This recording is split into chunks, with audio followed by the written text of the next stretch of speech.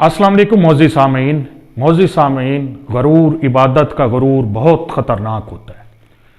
बाज़ औक़ात किसी को हम हकीर और गुनाहगार और जहन्नमी समझते हैं, मगर वादा शरीक को उसकी कोई अदा पसंद आ जाती है। वादा शरीक उसको माफ़ कर देता है क्योंकि वो बहुत बड़ा करीम है, वो रहमान है।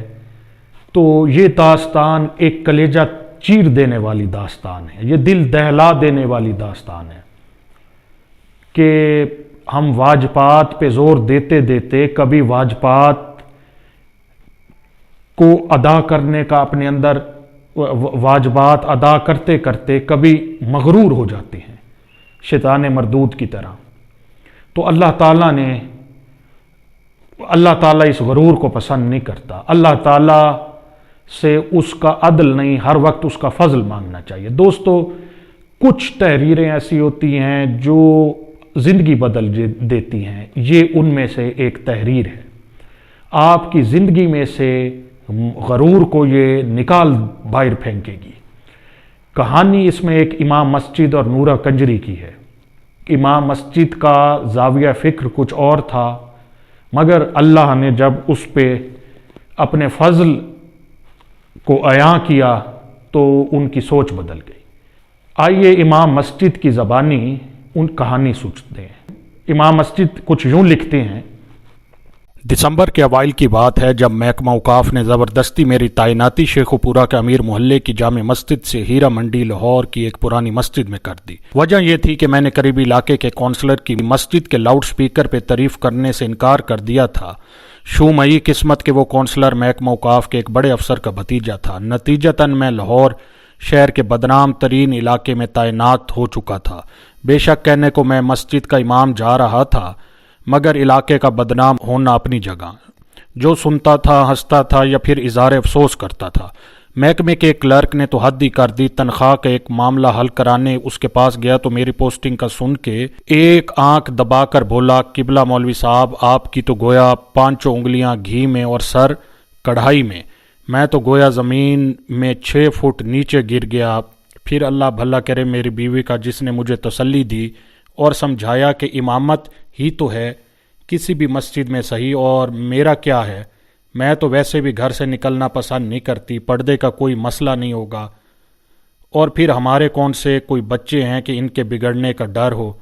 बीवी की बात सुनकर थोड़ा दिल को इत्मीनान हुआ और हमने सामान बांधना शुरू किया। बच्चों का जिक्र छिड़ी गया तो ये बताता चलूं कि शादी के 22 साल गुजरने के बावजूद अल्लाह ने हमें औलाद जैसी नेमत से महरूम ही रखना मुनासिब समझा था। खैर, अब तो शिकवा शिकायत भी छोड़ चुके थे दोनों मियाँ बीवी। जब किसी का बच्चा देखकर दिल दुखता था तो मैं याद इलाही में दिल लगा लेता और वो भली मानस और वो किसी कोने खुदरे में मुंह देकर कुछ आंसू बहा लेती। सामान बांधकर हम दोनों मियाँ बीवी ने अल्लाह का नाम लिया और लाहौर जाने के लिए एक प्राइवेट बस में सवार हो गए। बदामी बाग अड्डे पे उतरे और हीरा मंडी जाने के लिए सवारी की तलाश शुरू की। एक तांगे वाले ने मुझे पता बताने पर मुझे ऊपर से नीचे तलक देखा और फिर बुड़का में मलबूस औरत साथ देकर 40 रुपए के इवज ले जाने की हामी भर ली। तांगा चला तो कोचबान ने मेरी नाकिस मालूमात में इजाफा ये कहकर किया कि मियाँ जी, जहां आपको जाना इसे हीरा मंडी नहीं टिब्बी गली कहते हैं।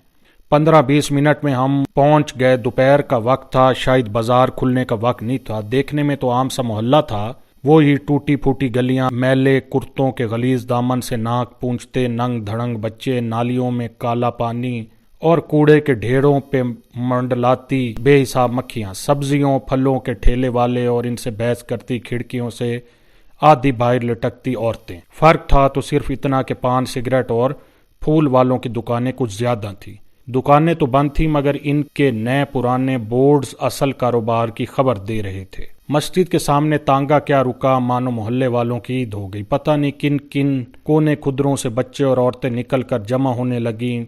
मिली जुली आवाजों ने आसमान सर पे उठा लिया। अबे नया मौलवी है, बीवी भी साथ है, पिछले वाले से तो बेहतर ही होगा। क्या पता लगता है बहन, मर्द का क्या इतबार। हाँ हाँ सही कहती है तू, दाढ़ी वाला मर्द तो और भी ज्यादा खतरनाक। अजीब तूफान बदतमीज था। मुकालमों और फिक्रों से ये मालूम पड़ता था कि जैसे तवाइफों के मोहल्ले में मौलवी नहीं, शुरफा के मोहल्ले में कोई طوائف وارد ہوئی ہو۔ اس سے پہلے کہ میرے ضبط کا پیمانہ لبریز ہوتا، خدا خوش رکھے، غلام شبیر کو جو مولوی صاحب کرتا دوڑا آیا اور ہجوم کو وہاں سے بھگا دیا۔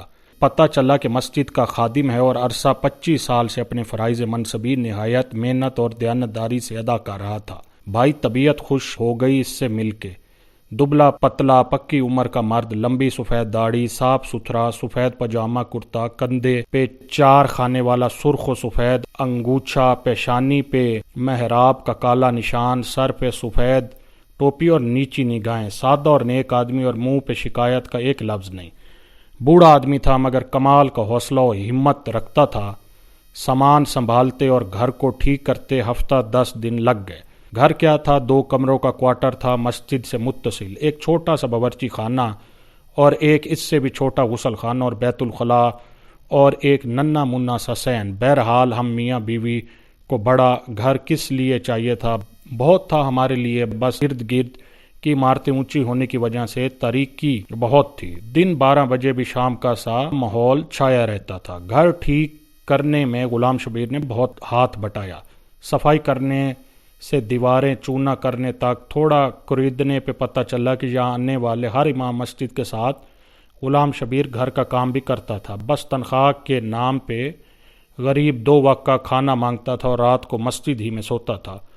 یوں اس کو رہنے کی جگہ مل جاتی تھی اور مسجد کی حفاظت بھی ہو جاتی تھی۔ ایک بات جب سے میں آیا تھا دماغ میں کھٹک رہی تھی، سو ایک دن غلام شبیر سے پوچھ لیا، میاں یہ بتاؤ کہ پچھلے امام مسجد کے ساتھ کیا ماجرا گزرا؟ وہ تھوڑا ہچکچایا اور پھر ایک طرف لے گیا کہ بیگم کے کان میں آواز نہ پڑے۔ میاں جی اب کیا بتاؤں آپ کو، جوان آدمی تھے اور غیر شادی شدہ بھی، محلے میں بھلا حسن کی کیا کمی ہے، بس دل آ گیا ایک لڑکی پہ۔ لڑکی کے دلال بھلا کہاں جانے دیتے تھے سونے کی چڑیا کو۔ پہلے تو انہوں نے مولانا کو سمجھانے بجھانے کی کوشش کی، پھر ڈرایا دھمکایا، لیکن مولانا نہیں مانے۔ ایک رات لڑکی کو بھگا لے جانے کی کوشش کی، بادامی باغ اڈے پر ہی پکڑے گئے۔ ظالموں نے اتنا مارا پیٹا کہ مولانا جان سے گئے۔ غلام شبیر نے نہایت افسوس کے ساتھ ساری کہانی سنائی۔ پولیس وغیرہ قاتل پکڑے نہیں گئے؟ میں نے گھبرا کر پوچھا۔ غلام شبیر ہنسنے لگا، کمال کرتے ہیں آپ بھی میاں جی، پولیس بھلا ان لوگوں کے چکروں میں کہاں پڑتی ہے، بس اپنا بتھا وصول کے اور غائب۔ اور ویسے بھی کوتوال صاحب خود اس لڑکی کے عاشقوں میں شامل تھے۔ لا حول ولا قوت الا باللہ۔ کہاں اس جہنم میں پھنس گئے۔ میں یہ سب سن کر سخت پریشان ہوا۔ آپ کیوں فکر کرتے ہیں میاں جی، بس چپ کر کے نمازیں پڑھیں اور پڑھائیں۔ دن کے وقت کچھ بچے آ جایا کریں گے، ان کو قرآن پڑھا دیں، باقی سب اپنے کام سے کام رکھیں گے تو کوئی تنگ نہیں کرتا یہاں، بلکہ مسجد کا امام اچھا ہو تو گناہوں کی اس بستی میں لوگ صرف عزت کرتے ہیں۔ غلام شبیر نے میری معلومات میں اضافہ کرتے ہوئے بتایا تو میری جان میں جان آئی۔ انہی شروع کے ایام میں ایک واقعہ ہوا۔ پہلے دن ہی دوپہر کے کھانے کا وقت ہوا تو دروازے پہ کسی نے دستک دی۔ غلام شبیر نے جا کے دروازہ کھولا اور پھر ایک کھانے کی ڈھکی تشتری لے کر اندر آ گیا۔ میری سوالیہ نگاہوں کے جواب میں کہنے لگا، نورا نے کھانا بھجوایا، پڑوس میں رہتی ہے۔ میں کچھ نہ بولا اور نہ ہی مجھے کوئی شک گزرا۔ سوچا ہوگی کوئی اللہ کی بندی، اور پھر امام مسجد کے گھر کا چولہا تو ویسے بھی کم ہی جلتا ہے۔ بہرحال جب اگلے 2 دن بھی یہی معمول رہا تو میں نے سوچا کہ یہ کون ہے جو بغیر کوئی احسان جتائے احسان کیے جا رہی ہے۔ عشاء کی نماز کے بعد مسجد میں ہی تھا جب غلام شبیر کو آواز دے کر بلایا اور پوچھا، میاں غلام شبیر یہ نورا کہاں رہتی ہے؟ میں چاہتا ہوں میری گھر والی جا کر اس کا شکریہ ادا کرائے۔ غلام شبیر کے تو احسان خطا ہو گئے یہ سن کر۔ میاں جی بی بی نہیں جا سکتی جی وہاں؟ میں نے حیرانی سے مزید استفسار کیا تو گویا غلام شبیر نے پہاڑ ہی توڑ دیا میرے سر پہ۔ میاں جی اس کا پورا نام تو پتہ نہیں کیا ہے، مگر سب اس کو نورا کنجری کے نام سے جانتے ہیں۔ پیشہ کرتی ہے یعنی طوائف ہے، اور تم ہمیں اس کے ہاتھ کا کھانا کھلاتے رہے ہو۔ استغفر اللہ استغفر اللہ۔ غلام شبیر کچھ شرمسار ہوا میرا غصہ دیکھ کر۔ تھوڑی دیر بعد ہمت کر کے بولا، میاں جی یہاں تو سب ایسے ہی لوگ رہتے ہیں، ان کے ہاتھ کا نہیں کھائیں گے تو مستقل چولہا جلانا پڑے گا جو آپ کی تنخواہ میں ممکن نہیں۔ یہ سن کر میرا غصہ اور تیز ہو گیا۔ ہم شریف لوگ ہیں غلام شبیر، بھوکے مر جائیں گے مگر طوائف کے گھر کا کھانا نہیں کھائیں گے۔ میرے تیور دیکھ کر غلام شبیر کچھ نہ بولا، مگر اس دن کے بعد سے نورا کنجری کے گھر سے کھانا کبھی نہ آیا۔ جس مسجد کا میں امام تھا، عجیب بات یہ تھی کہ اس کا کوئی نام نہیں تھا، بس ٹبی مسجد کے نام سے مشہور تھی۔ ایک دن میں نے غلام شبیر سے پوچھا کہ میاں نام کیا ہے اس مسجد کا؟ وہ ہنس کر بولا میاں جی اللہ کے گھر کا کیا نام رکھنا، پھر بھی کوئی نام تو ہوگا، سب مسجدوں کو ہوتا ہے۔ میں کچھ کھسیانہ ہو کے بولا بس میاں جی بہت نام رکھے، جس فرقے کا مولوی آتا ہے پچھلا نام تبدیل کر کے نیا رکھ دیتا ہے، آپ ہی کوئی اچھا سا رکھ دیں۔ وہ سر کھجاتا ہوا بولا۔ میں سوچ میں پڑ گیا، گناہوں کی اس بستی میں اس واحد مسجد کا کیا نام رکھا جائے؟ مسجد کا ہاں موتی مسجد ٹھیک رہے گی، گناہوں کے کیچڑ میں چمکتا پاک صاف موتی۔ دل ہی دل میں نے مسجد کے نام کا فیصلہ کیا اور اپنی پسند کو داد دیتا اندر کی جانب بڑھ گیا، جہاں بیوی کھانا لگائے میری منتظر تھی۔ اب بات ہو جائے قرآن پڑھنے والے بچوں کی۔ تعداد میں 11 تھے اور سب کے سب لڑکے، ملی جلی عمروں کے 5 سے 11-12 سال کی عمر کے، تھوڑے شرارتی ضرور تھے مگر اچھے بچے تھے، نہا دھو کے اور صاف ستھرے کپڑے پہن کے آتے تھے، 2 گھنٹے سپارہ پڑھتے تھے اور پھر باہر گلی میں کھیلنے نکل جاتے تھے۔ کون تھے، کس کی اولاد تھے، نہ میں نے کبھی پوچھا نہ کسی نے بتایا، لیکن پھر ایک دن غضب ہو گیا۔ قرآن پڑھنے والے بچوں میں ایک بچہ نبیل نام کا تھا، یوں تو اس میں کوئی خاص بات نہ تھی لیکن بس تھوڑا زیادہ شرارتی تھا، تلاوت میں دل نہیں لگتا تھا، بس آگے پیچھے ہلتا رہتا اور کھیلنے کے انتظار میں لگا رہتا۔ میں بھی درگزر سے کام لیتا کہ چلو بچہ ہے، لیکن ایک دن ضبط کا دامن میرے ہاتھ سے چھوٹ گیا۔ اس دن صبح ہی سے میرے سر میں ایک عجیب درد تھا۔ غلام شبیر سے مالش کرائی، پیناڈول کی 2 گولیاں بھی کھائیں مگر درد زور آور بیل کی مانند سر سے چنگھاڑتا رہا۔ درد کے باوجود اور غلام شبیر کے بہت منع کرنے پر بھی میں نے بچوں کا ناغہ نہیں کیا۔ نبیل بھی اس دن معمول سے کچھ زیادہ ہی شرارتیں کر رہا تھا، کبھی ایک کو چھیڑ کبھی دوسرے کو۔ جب اس کی حرکتیں حد سے بڑھ گئیں تو یک میرے دماغ پر غصے کا بھوت سوار ہو گیا اور میں نے پاس رکھی لکڑی کی رحل اٹھا کر نبیل کے دے ماری۔ میں نے نشانہ تو کمر کا لیا تھا مگر خدا کا کرنا ایسا ہوا کہ رحل بچے کی پیشانی پہ جا لگی۔ خون بہتا دیکھ کر مجھے میرے سر کا درد بھول گیا اور میں نے گھبرا کر غلام شبیر کو آواز دی۔ وہ غریب بھاگتا ہوا آیا اور بچے کو اٹھا کے پاس والے ڈاکٹر کے کلینک پر لے گیا۔ خدا کا شکر ہوا کہ چوٹ گہری نہیں لگی تھی، برم پٹی سے کام چل گیا اور ٹانکے نہ لگے۔ خیر باقی بچوں کو فارغ کر کے مسجد کے دروازے پہ پہنچا ہی تھا کہ چادر میں لپٹی ایک عورت نے مجھے آواز دے کر روک لیا۔ میں نے دیکھا کہ وہ عورت دہلیز پہ کھڑی مسجد کے دروازے سے لپٹی رو رہی تھی۔ 40-45 کا سن ہوگا، معمولی شکل و صورت، سانولا رنگ اور چہرے پہ پرانی چیچک کے گہرے داغ، آنسوؤں میں ڈوبی آنکھیں اور گالوں پر بہتا کالا سرما، زیور کے نام پہ کانوں میں لٹکتی سونے کی ہلکی سی بالیاں اور ناک میں چمکتا سستا سرخ رنگ کا لونگ، چادر بھی سستی مگر صاف ستھری اور پاؤں میں ہوائی چپل۔ کیا بات ہے بی بی، کون ہو تم؟ میں نے حیرانگی سے اس سے پوچھا۔ میں نورا ہوں مولوی صاحب، اس نے چادر کے پلو سے ناک پونچھتے ہوئے کہا۔ نورا؟ نورا کنجری؟ میرے تو گویا پاؤں تلے زمین ہی نکل گئی۔ میں نے ادھر ادھر غلام شبیر کی تلاش میں نظریں دوڑائیں مگر وہ تو نبیل کی مرم پٹی کڑا کے اس کو اس کے گھر چھوڑنے کے بہانے نہ جانے کہاں غائب تھا۔ جی نورا کنجری، اس نے نظریں جھکائے اپنے نام کا اقرار کیا۔ مجھے کچھ دیر کے لیے اپنا منہ سے نکلنے والی اس کے گالی جیسی عرفیت پہ شرمندگی ہوئی مگر پھر خیال آیا کہ وہ طوائف تھی اور اپنی بری شہرت کی ذمہ دار، شرمندگی اس کو ہونی چاہیے تھی، مجھے نہیں۔ پھر اچانک مجھے احساس ہوا کہ میری موتی جیسی مسجد میں اس طوائف کا ناپاک وجود کیسے کسی غلاظت سے کم نہیں تھا۔ باہر نکل کے کھڑی ہو، مسجد کو گندا نہ کر بی بی۔ میں نے نفرت سے باہر گلی کی جانب اشارہ کیا۔ اس نے کچھ اس حیرانگی سے آنکھ اٹھا کے میری طرف دیکھا کہ جیسے اسے مجھ سے اس رویے کی امید نہ ہو۔ ڈب ڈبائی آنکھوں میں ایک لمحے کے لیے کسی انکہی فریاد کی لو بھڑکی، لیکن پھر کچھ سوچ کر اس نے آنسوؤں کے پانی میں احتجاج کے ارادے کو غرق کیا اور بغیر کوئی اور بات کیے چلی گئی۔ میں نے بھی نہ روکا کہ پتہ نہیں کس ارادے سے آئی تھی۔ اتنی دیر میں غلام شبیر بھی پہنچ گیا۔ کون تھی میاں جی، کیا چاہتی تھی؟ غالباً اس نے عورت کو تو دیکھا تھا مگر دور سے شکل نہیں پہچان پایا۔ نورا کنجری تھی، پتہ نہیں کیوں آئی تھی مگر میں نے بھی وہ ڈانٹ پلائی کہ آئندہ اس پاک جگہ کا رخ نہیں کرے گی۔ میں نے داد طلب نظروں سے غلام شبیر کی طرف دیکھا مگر اس کے چہرے پر ستائش کی جگہ افسوس نے ڈیرے ڈال رکھے تھے۔ وہ بیچاری دکھوں کے ماری اپنے بچے کا گلہ کرنے آئی تھی۔ میاں جی، نبیل کی ماں ہے، بچے کی چوٹ برداشت نہیں کر سکی اور آپ نے اس غریب کو ڈانٹ دیا۔ غلام شبیر نے نورا کی وکالت کرتے ہوئے کہا۔ تو نبیل نورا کا بیٹا ہے، ایسی حرکتیں کرے گا تو سزا تو ملے گی، جیسی ماں ویسا بیٹا۔ میں نے اپنی شرمندگی کو بےہودگی سے چھپانے کی کوشش کی۔ ایک لمحے کو خیال بھی آیا کہ بچہ تو معصوم ہے اور پھر میں نے زیادتی بھی کی تھی، مگر پھر اپنے استاد ہونے کا خیال آیا تو سوچا کہ بچے کی بھلائی کے لیے ہی تو مارا ہے، کیا ہوا؟ اور پھر ایک طوائف کو کیا حق حاصل ہے کہ مسجد کے امام سے شکایت کر سکے؟ کتنے بچے ہیں اور نورا کے؟ میں نے بات کا رخ بدلنے کی کوشش کی۔ مسجد میں پڑھنے والے سب بچے نورا کے ہیں میاں جی، اس کے علاوہ ایک گود کا بچہ بھی ہے، بس اس محلے میں صرف نورا اپنے بچوں کو مسجد بھیجتی ہے، باقی سب لوگوں کے بچے تو آوارہ پھرتے ہیں۔ غلام شبیر کی آواز میں پھر نورا کی وکالت گونج رہی تھی۔ میں نے بھون کر جواب دینے کا ارادہ کیا ہی تھا کہ کوتوال صاحب کی گاڑی سامنے آ کر رکی۔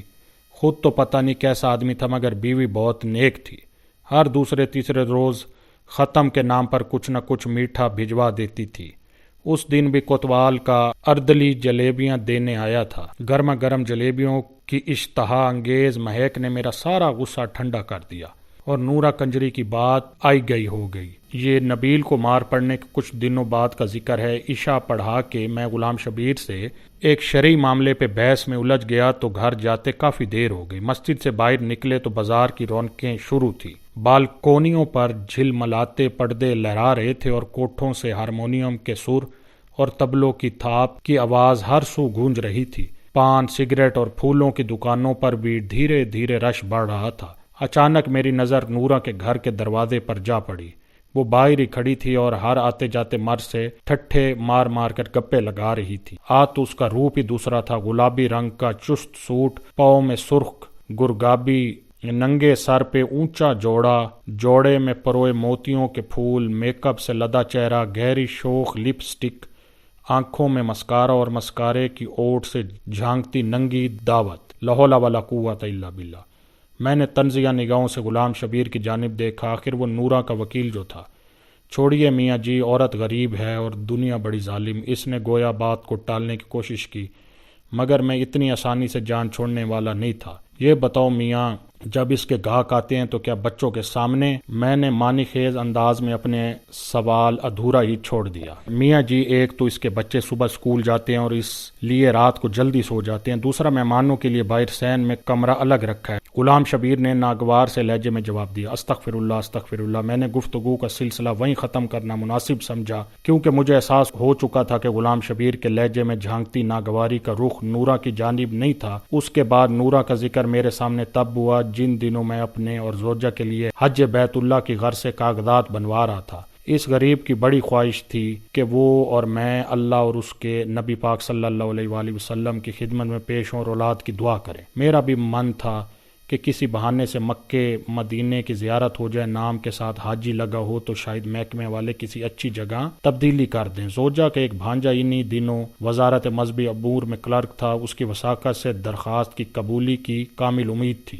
کاغذات فائل میں اکٹھے کیے ہی تھے کہ غلام شبیر ہاتھ میں کچھ اور کاغذات اٹھائے پہنچ گیا۔ میاں جی، ایک کام تھا، آپ سے اجازت دے تو عرض کروں؟ میں نے ہچکچاتے کہا۔ ہاں ہاں میاں، کیوں نہیں، کیا بات ہے؟ میں نے داڑھی کے بالوں میں انگلیوں سے کنگھی کرتے ہوئے اس کو بیٹھنے کا اشارہ کیا۔ میاں جی، آپ کی تو وزارت میں واقفیت ہے، ایک اور حج کی درخواست بھی جمع کرا دیں۔ اس نے ہاتھ میں پکڑے کاغذات میری جانب بڑھائے۔ دیکھو میاں غلام شبیر، تم اچھی طرح جانتے ہو کہ میں گھر بار تمہارے ذمہ چھوڑ کر جا رہا ہوں، اور پھر تمہارے پاس حج کے لیے پیسے کہاں سے آئے؟ میں نے تو کچھ برہمی سے پوچھا۔ نہیں میاں جی، آپ غلط سمجھے، یہ میری درخواست نہیں ہے، نورا کی ہے۔ اس نے سہم کر کہا۔ کیا میاں ہوش میں تو ہو؟ نورا کنجریہ مکے مدینے جائے گی، اور وہ بھی اپنے ناپاک پیشے کی رقم سے؟ توبہ توبہ! میرے تو جیسے تن بدن میں آگ لگ گئی۔ یہ واہیات بات سن کر میاں جی، طوائف ہے پر مسلمان بھی تو ہے، اور وہ تو اللہ کا گھر ہے، وہ جس کو بلانا چاہے بلا لے، اس کے لیے سب ایک برابر ہیں۔ اپنی طرف سے غلام شبیر نے بڑی گہری بات کی۔ اچھا،